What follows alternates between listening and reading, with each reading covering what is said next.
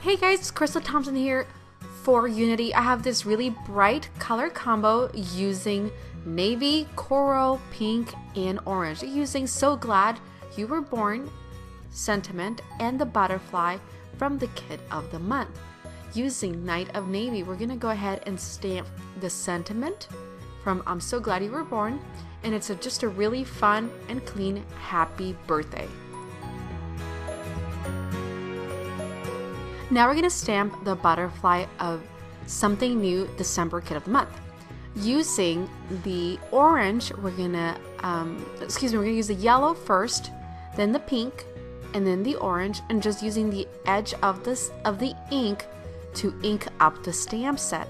This will be an ombre 4-color effect, and I really like this because they're not all in the same color family, but it created a really fun effect.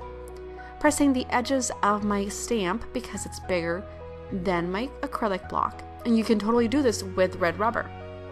Now, I have pre-cut pieces of cardstock that match my ink, and I have cut these to be the background on my card base. I'm going to trim my card base, I'm going to score it, and then I'm going to place the strips of cardstock that I have pre-cut.